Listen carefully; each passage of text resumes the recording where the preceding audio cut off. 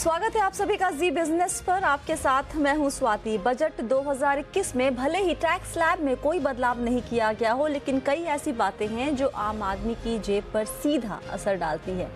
Budget में tax, insurance और निवेश के मोर्चे पर आम आदमी को क्या मिला, बजट की घोषणाओं का आप पर असर क्या हुआ, ये सब समझेंगे हम आज इस शो में, वो भी बहुत ही आसान भाषा में। और बजट की इस बारीकियों को समझाने के लिए हमारे साथ मौजूद हैं तीन खास मेहमान। कुछ देर में हमारे साथ जुड़ेंगे आनंद राठी, वेल्थ मैनेजमेंट के डिप्टी CEO फिरोज अजीज। हमारे साथ इस वक्त जुड़ रहे हैं मॉर्निंग स्टार में रिसर्च के डायरेक्टर कौस्तुभ बेलापुरकर और रूंगटा सिक्योरिटीज के certified financial planner Harshvardhan Rungta. आप सभी का बहुत स्वागत है शो में। कौस्तुभ, आपसे शुरू करना चाहेंगे। कोई डायरेक्टली ऐसी बात नहीं कही गई इस बजट में जो एक निवेशक को खुश कर दे, लेकिन इनडायरेक्टली कुछ बातें की गई हैं, कही गई हैं। आपके हिसाब से हाइलाइट्स क्या रहा इस बजट का निवेशक के लिहाज से? स्वाति जी नमस्कार। और आपने जो बात की कि कोई डायरेक्टली जो निवेशक के लिए ऐसे कोई स्पेसिफिक बात नहीं हुई है, बट सबसे बड़ी हाईलाइट जो है, जो फाइनेंस मिनिस्टर ने जो पूरा स्पेंड, इंफ्रास्ट्रक्चर स्पेंड की जो बात की है, वो फाइनली जाके इकोनॉमिक ग्रोथ में ट्रांसलेट होगी और उसी हिसाब से फिर स्पेशली इक्विटी मार्केट्स में ओवर द लॉन्ग टर्म अच्छा बढ़ावा आ सकता है। सो आई थिंक वो सबसे बड़ी पॉजिटिव चीज है जो हम देखते हैं कि ये काफी प्रो ग्रोथ जो बोलते हैं वैसे बजट अनाउंस की गई है। देखते हैं कैसे वो उसको एग्जीक्यूट करते हैं, बट डायरेक्शनली काफी पॉजिटिव है मार्केट्स के लिए। तो निवेशक के लिए काफी अच्छी न्यूज है कि गवर्नमेंट एकदम सपोर्टिव है इकोनॉमिक ग्रोथ को ऊपर ले जाने के लिए। ग्रोथ ओरिएंटेड बजट रहा जिसका इम्पैक्ट फाइनली आपके निवेशक के ऊपर पड़ेगा अच्छे सेंस में। आपको हम एक बार बता देते हैं कि आज क्या बड़ी बातें कही गई हैं बजट में। जैसा कि हमने आपको बताया कि इनकम टैक्स स्लैब में कोई बदलाव नहीं किया गया है। साथ ही ITR फॉर्म में पहले के मुकाबले ज़्यादा प्री फिल्ड वहाँ पे जानकारी पहले से ही होगी। 75 साल या उससे ज़्यादा उम्र वाले सीनियर सिटीजन के लिए ITR भरने से छूट मिली है, लेकिन कुछ शर्तों के साथ। और टैक्स विवादों के समाधान के लिए डिस्प्यूट रिजोल्यूशन कमेटी बनाई जाएगी। दो खबरें जिसका बहुत ज़्यादा अच्छा असर शायद निवेशकों के ऊपर ना पड़े हर्ष, वो है यूलिप में जो एक लिमिट लगा दी गई कि 2.5 लाख से अगर ज़्यादा का प्रीमियम होगा एनुअल, तो उसकी मैच्योरिटी अमाउंट टैक्स फ्री नहीं होगी। और वही चीज़ आपको EPF या VPF में भी ऐसी ही कोई शर्त लगाई गई है। आपका इस पे फर्स्ट कमेंट, रिएक्शन? एक्चुअली बहुत एक्सपेक्टेड मूव था। अगर हम देखें, जब आपने लॉन्ग टर्म कैपिटल गेन्स या इक्विटी म्यूचुअल फंड्स पे इंट्रोड्यूस किया था, तो यूलिप को एक एडवांटेज मिल गया था। यूनिट लिंक इंश्योरेंस पॉलिसीज वो भी इन अ वे म्यूचुअल फंड की तरह ऑपरेट करती हैं, जिनमें यूनिट्स अलॉट होते हैं। वो इक्विटी में इन्वेस्ट करते हैं, डेट में जो भी उनका स्कीम्स होती हैं, जैसे डेट ओरिएंटेड, बैलेंस या इक्विटी ओरिएंटेड स्कीम्स हैं। तो उसमें टैक्स एबनॉर्मलिटी हो गई थी कि अगर आप यूलिप पॉलिसी में इन्वेस्ट कर रहे हैं और मेच्योरिटी पे आपको जब पैसे मिलते हैं वो कंप्लीटली टैक्स फ्री है, और यही चीज़ अगर आप म्यूचुअल फंड के जरिए कर रहे हैं तो वो टैक्सेबल हो रही थी। तो ये चीज़ को प्लग करना actually it was very obvious. In fact I would say अगर हम इन्वेस्टर और पॉलिसी होल्डर के हिसाब से देखें तो ऑब्वियसली थोड़ा नेगेटिव है, लेकिन आपको ये समझना होगा कि अभी भी अगर आपने 2.5 लाख की लिमिट लगाई है तो वो भी क्यों लगनी चाहिए थी। I mean it should have been fair to say कि यूलिप में हर एक यूलिप पॉलिसी मैच्योरिटी पे टैक्सेबल होगी, उसी तरह जिस तरह से आप इक्विटी म्यूचुअल फंड्स पे टैक्स लगा रहे हैं। सो आई एम श्योर, और ये भी applicable grandfathering kind of a clause है कि ये आपको 1 फरवरी से, आज से इनफैक्ट जब आप पॉलिसी खरीदेंगे उन्हीं पॉलिसीज पे हैं। जो पॉलिसीज पहली ली गई हैं 31 जनवरी 2021 तक जो पॉलिसीज ली गई हैं, उनको अभी भी जो स्टेटस है मैच्योरिटी पे टैक्स फ्री है। सो आई थिंक ये एक प्रोविजन बन रहा था ऐड होना, और I am assuming and hopping rather कि आगे जाते हुए 2.5 लाख की लिमिट भी शायद हटा दें। In fact then it will be at par. I think all financial instruments in the market, उनको एक ही तरह ट्रीट करना बहुत ज़रूरी है। दूसरा जो आपने कहा था कि ये VPF और EPF जो है, उसमें भी अगर आप 2.5 लाख से ज़्यादा इन्वेस्ट कर रहे हैं तो जो इंटरेस्ट है, जो आपको मैच्योरिटी प्रोसीड्स मिलेगी, वो टैक्सेबल होगी। So I think that is also reasonably fair. उसका रैशनल यही समझ में आता है कि अगर एक नॉन सैलरीड एम्प्लॉई है और नॉन सैलरीड इंडिविजुअल रादर जो सेल्फ एम्प्लॉयड हैं या अपना बिजनेस रन करते हैं, तो उनके पास एक ऑप्शन है PPF का। तो पीपीएफ में सालाना लिमिट है 1.5 लाख रुपए, आप चाहें तो भी उससे ज़्यादा इन्वेस्ट नहीं कर सकते, और जो इंटरेस्ट उस पर कमाते हैं वो टैक्स फ्री है।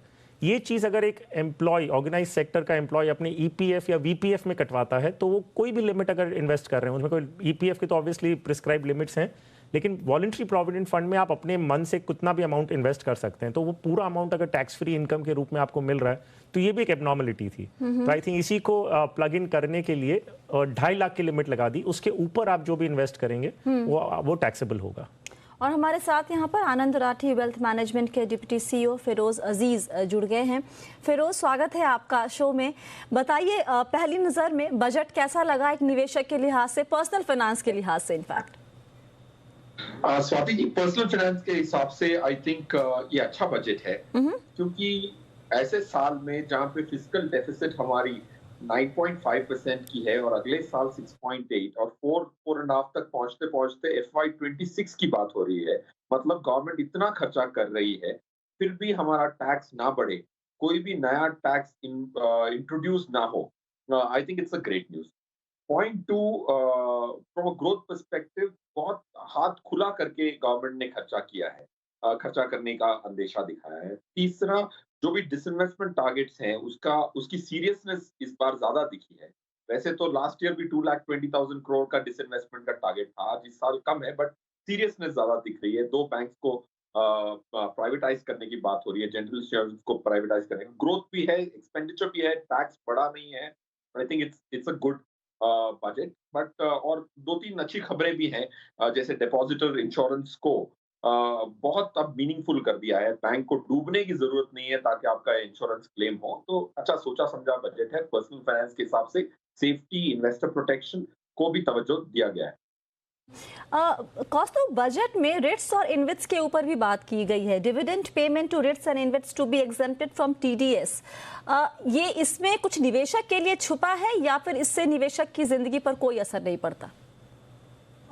जैसे हमारे समझ में आता है, क्योंकि निवेशक जो है या कोई foreign institutional sovereign wealth fund है या म्यूचुअल फंड्स थोड़ा इन्वेस्ट कर रहे थे, हमारे डोमेस्टिक म्यूचुअल फंड्स, तो जो एंड इन्वेस्टर है उनके उसमें कुछ ज़्यादा फर्क नहीं पड़ता। ये उन्होंने मेरे समझ में से वो क्लैरिफिकेशन दिया है, क्योंकि जब उन्होंने last year dividend distribution tax abolish कर दिया था कि dividends are tax in the hands of the investor, वो थोड़ा कंफ्यूजन हो गया था उस टाइम पे कि जो इनका इन्वेट्स को पास थ्रू स्टेटस में एसपीवी के थ्रू मिलता था ये डिविडेंड्स पेमेंट, तो उन्होंने ये एटलीस्ट मेरे हिसाब से ये क्लैरिफाई किया है। बट एंड इन्वेस्टर को ज्यादा कुछ ऐसा कुछ चेंज नहीं देखने को आएगा। This is more to do with जो इंस्टीट्यूशनल इन्वेस्टर्स, जो इन्वेट्स को जो डिविडेंड मिलता है उनके इन्वेस्टमेंट से, उसके बारे में उन्होंने ये क्लैरिफाई किया है। लेकिन ये रिट्स और इनविट्स दोनों एक नए इमर्जिंग इन्वेस्टमेंट इंस्ट्रूमेंट की तरह देखे जाते हैं और सरकार का इस पे फोकस काफी है। इनफैक्ट म्यूचुअल फंड हाउसेज ने भी इसमें 2020 में करीब 3,900 करोड़ से ज्यादा का निवेश किया है, जो पिछले साल 670 करोड़ था, 670 करोड़ कॉस्ट ऑफ। आपको लगता है कि आने वाले वक्तों में म्यूचुअल फंड हाउसेज इस पे फोकस करेंगे और ये एक मेजर कंपोनेंट बनेगा उनके इन्वेस्टमेंट पोर्टफोलियो का? मेजर तो नहीं बोल सकते, बट ये अपकमिंग कंपोनेंट है। अभी तो जैसे सेबी ने डिफाइन किया है, वो 10% का मैक्सिमम अलाउंस है उनको रीट्स और इन्वेट्स में इन्वेस्ट करने के लिए एज पर रेगुलेशंस। पर ये एक्सपोजर जो है वो इंटरेस्टिंग डिफरेंट एक्सपोजर है। रिटेल इन्वेस्टर्स को रेंटल इनकम प्रॉपर्टीज का एक्सपोजर मिल सकता है। इंफ्रास्ट्रक्चर, जैसे आज फाइनेंस मिनिस्टर ने बात की कि NHI के कुछ प्रोजेक्ट्स इन्वेट में डाले जाएंगे और फिर वो इन्वेस्टर्स उनमें पैसा डाल सकते हैं। तो रिटेल इन्वेस्टर को ये different type of asset class का एक्सपोजर मिल सकता है, और वही अकॉर्डिंग टू जैसे स्कीम का जो भी मैंडेट हो वो 10% तक ले सकते हैं। तो थोड़ा डिफरेंट टाइप ऑफ एक्सपोजर मिल सकता है रिटेल इन्वेस्टर्स को through these kind of instruments. Alright Harsh, जो 75 साल और उसके ऊपर के उम्र के लोगों के लिए कहा गया है कि आपको टैक्स रिटर्न फाइल करने की ज़रूरत नहीं है, कुछ शर्तों के साथ। बहुत लोग जब ऐसी बातें सुनते हैं कि ITR फाइल ही नहीं करना, तो उनको लगता है कि टैक्स ही नहीं भरना है। We need a little more clarification on that from you. Well, बहुत सिंपल सी चीज़ है। आप ये समझिए कि 2 चीज़ें होती हैं। जब आप एक इनकम कमाते हैं उस पर आपको इनकम टैक्स भरना है, और आपको एक इनकम टैक्स रिटर्न फाइल करना है, विच मीन्स आपका पूरा जो साल भर का इनकम एक्सपेंडिचर वगैरह सब है वो आप इनकम टैक्स रिटर्न फाइल करके सरकार को बताते हैं। सो सरकार ने क्या कहा है कि अगर 75 ईयर्स एंड अबव के हैं आप एज में, तो आपको इनकम टैक्स रिटर्न फाइल नहीं करना है, लेकिन इसका ये मतलब नहीं कि आपको अपनी इनकम पे टैक्स नहीं भरना है। सो टैक्स आपको भरना है, लेकिन इनकम टैक्स रिटर्न फाइल करने की ऑब्लिगेशन आप पे नहीं है। सो अब इसमें जो पेंशनर्स हैं और जिनकी source of income pension and interest income है, उनके लिए ये एग्जेम्प्ट किया गया है कि आपको इनकम टैक्स रिटर्न फाइल करने की जरूरत नहीं है। और पेंशन और इंटरेस्ट इनकम पे उन्होंने कहा कि ओनस हो जाएगा, जो दे रहा है आपको, जो पेंशन दे रहा है, जो इंटरेस्ट दे रहा है, वो टीडीएस काट के देगा। सो मान लीजिए एक वेरी लूज फॉर्म में ये जो फॉर्म 16 एक एम्प्लॉयज को मिलते हैं, जो एम्प्लॉयर आपका टीडीएस काट देता है, तो दैट इज इन कैलकुलेशन कि आपकी पूरी लायबिलिटी इतनी है। अगर उसके ऊपर आपकी इनकम, रेंट या कुछ और इनकम है, तो आप आईटीआर फाइल करके अपना टैक्स एडजस्ट करते हैं। तो उसी तरह टीडीएस कटेगा और होपफुली वो TDS will be equivalent to जो एक्चुअल टैक्स आपको भरना था। अगर नहीं होता है तो बाकी का टैक्स आपको अपनी जेब से भरना है, लेकिन इनकम टैक्स रिटर्न फाइल करने का जो ऑब्लिगेशन था वो नहीं है। इसका ये मतलब ही नहीं कि आप इनकम टैक्स रिटर्न फाइल नहीं कर सकते। चाहे तो ऑब्वियसली आप अपना इनकम टैक्स रिटर्न फाइल कर सकते हैं, लेकिन कोई स्टैट्यूटरी रिक्वायरमेंट नहीं रही। ऑलराइट, तो इस बात को ज़रा ख्याल रखिए कि आपको टैक्स भरना है, बस आईटीआर फाइल ना करने की छूट मिली है, वो भी 75 साल और उससे ऊपर की उम्र के लोगों के लिए ये छूट है। फिरोज, बजट एक्सपेक्टेशन पे जब हम बात कर रहे थे इस बजट के पहले, तो लोगों की उम्मीदें बहुत ज़्यादा नहीं थी, लेकिन बहुत बेसिक, जैसे कि कोई सेस ना लगाया जाए, कोविड सेस ना आया, जो नहीं आया, that's a good thing.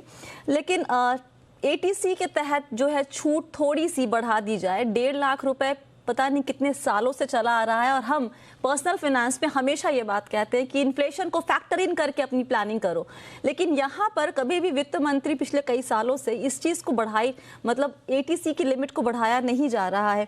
You think थोड़ा ज़्यादा डिसअपॉइंटिंग है ये, यहाँ पर कुछ करने की ज़रूरत थी? ये स्वाति जी, जो आपने कहा ना, 2013-14 से ये लिमिट 1.5 लाख रही है। 7 साल 8 साल काफी होते हैं बदलाव के लिए, बट आई थिंक इसमें एक सटल मैसेज है, बहुत स्ट्रॉन्ग मैसेज है कि टैक्स रिजीम थोड़ा स्टेबल रहेगा, और जो ऑल्टरनेटिव टैक्स मैकेनिज्म जो लास्ट ईयर इंट्रोड्यूस किया था, उसकी चॉइस अधिकतर बढ़नी चाहिए। लोगों को वो चूज करना चाहिए सिंपल फॉर्म, विदाउट ये हंड्रेड्स ऑफ एग्जेम्पशंस जो हैं उसको भूल के वो फ्लैट टैक्स रेट पे जाएं। ये उद्देश्य लगता है, और हमें ये फ्यूचर का वही जो स्लैब रेट्स है, सिंपल विदाउट एग्जेम्पशन, उसी का प्रयोग होगा। We have to all be prepared for it. I think वो messaging, subtle read between the line kind of messaging जरूर है। ऑफ कोर्स निराशा होती है जब ये छोटे एग्जेम्पशंस बढ़ाए नहीं जाते, स्पेशली हेल्थ साइड पे ये उम्मीद थी, और एटीसी पे भी ये उम्मीद थी। ये उम्मीद खरी नहीं आई है, बट आई थिंक सेस ना आना, सेस और एग्री का जो सेस है वो भी पेट्रोल और डीजल पे वो भी मिटिगेट हो जाता है एक्साइज ड्यूटी की रिडक्शन से, इज अ गुड थिंग। आप इनकी बात से इत्तेफाक रखते हैं हर्ष?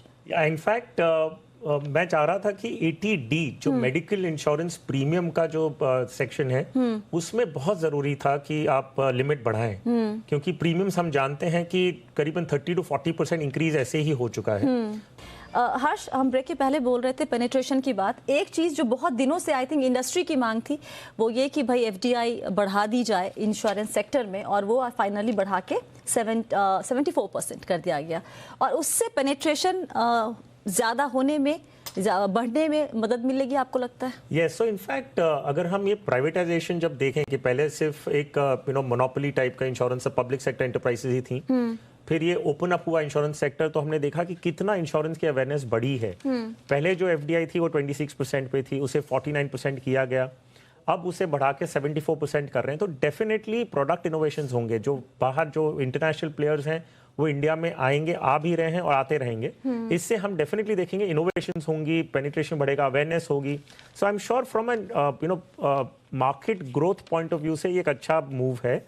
अब कितनी इस चीज को इन्वेस्टर, पॉलिसी होल्डर्स लेते हैं, that is important. So I think वो अवेयरनेस क्रिएट करना कि आपके लिए कितना जरूरी है, इसीलिए मैंने एक और गवर्नमेंट की तरफ से एक इंडिविजुअल को भी प्रोत्साहन मिलना चाहिए था। That is where I was thinking कि अगर 80D में थोड़ा और बेनिफिट मिलता, तो जो इंक्रीज ऑफ प्रीमियम है, मेडिकल कॉस्ट जो सब बढ़े हैं, तो वो थोड़ा इनकॉर्पोरेट हो जाता। बट नेवरदलेस जो हुआ वो अच्छा ही है, 74% is very good and I hope इसकी वजह से और ज़्यादा मार्केट पेनिट्रेट ब्रॉड हो और जो और लोग इंश्योरेंस के नेट में आए। ऑलराइट, और यहाँ पर कौस्तुभ आपसे एक सवाल, बॉन्ड मार्केट के डेवलपमेंट के लिए एक बात कही गई है कि परमानेंट इंस्टीट्यूशनल फ्रेमवर्क क्रिएट किया जाएगा। 2 सवाल, इसको ये जो फैसला लिया गया है, ये घोषणा की गई, उसके पीछे रैशनल क्या है और ये कैसे डेट मार्केट को या बॉन्ड मार्केट को अफेक्ट करेगा? जी स्वाति जी, तो ये आई थिंक बहुत ही महत्वपूर्ण बात है जो उन्होंने बात की है, जो डेवलपमेंट फाइनेंशियल इंस्टीट्यूशन को जो बॉन्ड्स के खरीद में जैसे जो अप्रैल में हुआ, जहां लिक्विडिटी बहुत ही ड्राई अप हो गई थी और बॉन्ड्स अच्छे से अच्छे बॉन्ड्स के लिए कोई बायर्स नहीं थे, क्योंकि सब सिर्फ बेचने के लिए आए थे, कोई बायर्स नहीं थे। तो ऐसा अगर इंस्टीट्यूशन खड़ा होगा तो जब भी ऐसे कोई लिक्विडिटी की इशू हो, प्रॉब्लम हो, जो बायर ऑफ लास्ट रेजॉर्ट जैसे बोलते हैं, वो जाके खड़े होके वो बॉन्ड खरीद सकते हैं। तो लिक्विडिटी क्रिएटिंग के लिए वो बहुत ही अच्छा टूल हो जाता है, क्योंकि हम सबको पता है जो हमारा जो बॉन्ड मार्केट्स है काफी शैलो है, ज्यादा ट्रेडिंग इतना वॉल्यूम होता नहीं है।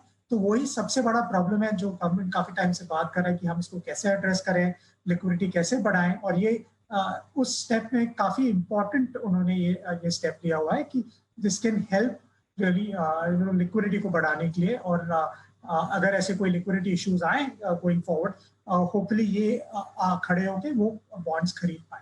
फिरोज, शायद ये फार फेच थॉट है, लेकिन जस्ट थिंकिंग अलाउड, इनफैक्ट ये जो फ्रैंकलिन वाला जो पूरा मसला हुआ था, उसके बाद निवेशकों के मन में जो डेट फंड को लेके एक डर बैठ गया था, क्या ये जो अनाउंसमेंट हुई है बॉन्ड मार्केट के डेवलपमेंट को लेकर उस डर को कम करने में मदद कर सकता है?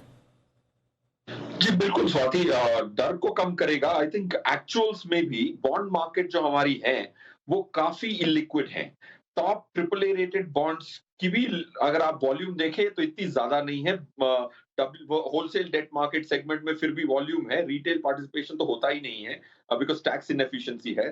तो मेरे हिसाब से इट इज नॉट जस्ट डर कम करना, बट आई थिंक एक्चुअल्स में भी लिक्विडिटी आने से फंड मैनेजर्स की लिक्विडिटी रिक्वायरमेंट प्रोड्यूस करेगी सेकेंडरी मार्केट। 1 पॉइंट 2 जो स्प्रेड्स होती हैं, जैसे ट्रिपल ए रेटेड कंपनी के ब्याज दर कम होती है, डबल ए की ज्यादा होती है, उसको कहते हैं स्प्रेड।